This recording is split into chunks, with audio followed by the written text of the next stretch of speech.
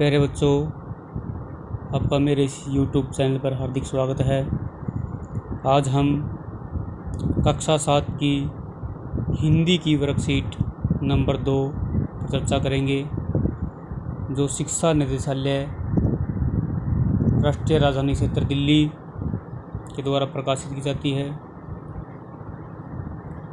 और बच्चों, सबसे पहले आप यहाँ पर अपना नाम लिखेंगे, यहाँ पर कक्षा अध्यापक का नाम लिखेंगे और जो वर्कशीट दिनांक 17 सितंबर 2020 की है। तो देखो बेटा, हम पढ़ते हैं इसको। प्यारे बच्चों, कोविड-19 के लॉकडाउन या तालाबंदी में घर के अंदर बंद होकर कैसा लगता है, यह तो आप जान ही गए होंगे। तो सोचिए, पिंजरे में कैद पक्षी को कैसा लगता होगा। आइए इसी बारे में जानते हुए कविता हम पंछी उन्मुक्त होंगे। उन्मुक्त होता है आज़ाद, उन्मुक्त आज़ाद, खुला, स्वच्छंद का दूसरा भाग पढ़ते हैं। यह कविता शिवमंगल सिंह सुमन द्वारा रचित है। पहला भाग हमने वर्कशीट नंबर 1 यानी कार्यपत्रक नंबर 1 में पढ़ा। आधी कविता हमने उसमें पढ़ी, आधी कविता इसमें पढ़ेंगे। देखो, श्रवण श्रृंखला के बंधन में, श्रवण होता है सोना, श्रवण सोना, इसके आभूषण बनते हैं। श्रवण श्रृंखला के बंधन में, श्रृंखला बेड़ियों के बंधन में अपनी गति उड़ान से भूले। तो बेटा, जो पक्षी है पिंजरे में बंद है, कैद है।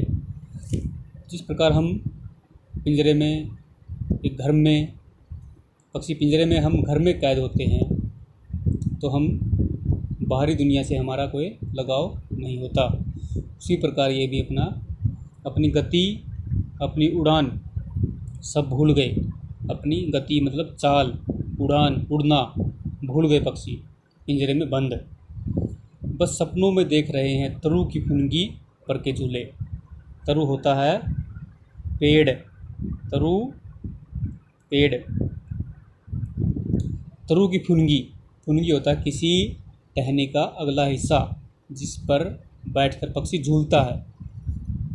इनके झूलने के सपने बस वो देख रहे हैं, हकीकत में अब झूल नहीं सकते क्योंकि पक्षी पिंजरे में कैद हैं। ऐसे थे अरमान की उड़ते नीले नभ की सीमा पाने।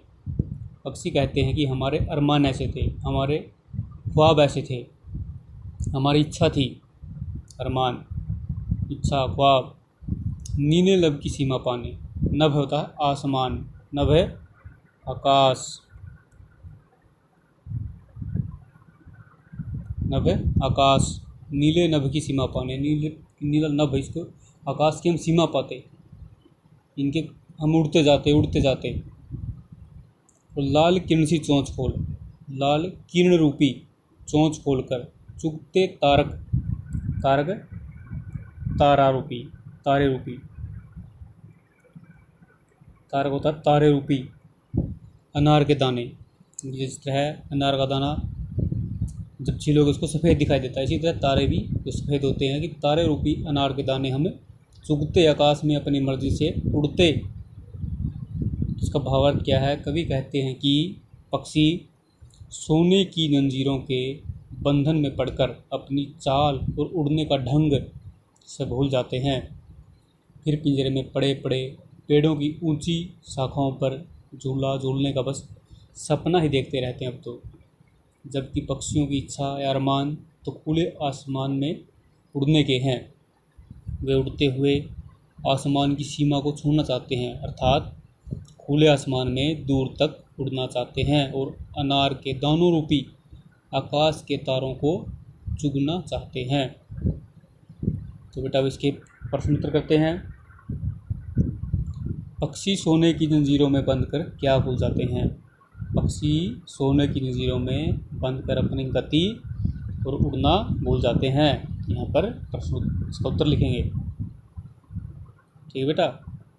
प्रश्न नंबर 2, पक्षियों के क्या अरमान हैं? पक्षियों के क्या अरमान हैं नीले नभ की सीमा पाने के? पक्षियों के अरमान नीले नभ की सीमा पाने के और तारक रूपी अनार के दानों को चुगने के पक्षियों के अरमान हैं। प्रश्न नंबर 3, पिंजरे में पड़े पड़े पक्षी क्या सपना देखते हैं? पिंजरे में पड़े पड़े पक्षी तरु की फुनगी, इनके जो टहनी का अगला हिस्सा होता है उसको फुनगी बोलते हैं, पेड़ की टहनी पर बस झूला झूलने का सपना देखते हैं। वे अपनी चोंच से क्या करना चाहते हैं? पक्षी अपनी चोंच से तारक रूपी अनार के दाने चुगना चाहते हैं।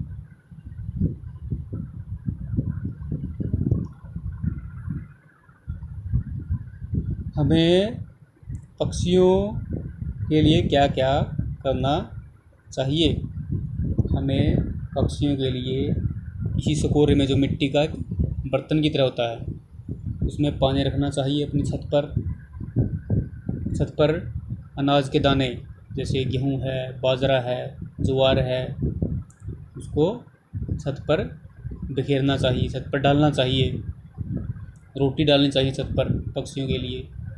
और हम जब कभी रास्ते में हम जा रहे होते हैं, हमें कोई घायल पक्षी मिलता है तो हमें उसको छाया में छोड़ना चाहिए। कि हम उसको उसका इलाज करवा सकते हैं तो हम उसका इलाज करवाना चाहिए। तो बेटा आपने वर्कशीट समझी, उसको देखने के लिए आप सबका बहुत बहुत धन्यवाद।